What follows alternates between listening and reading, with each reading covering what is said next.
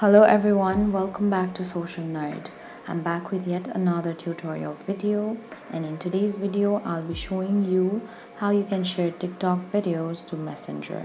Before starting the tutorial, I'd like to let you know about TikTok.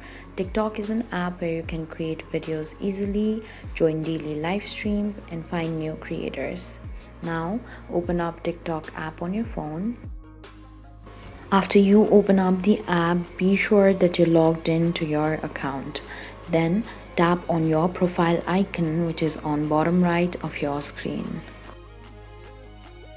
Here you'll see all the videos that you have posted till date.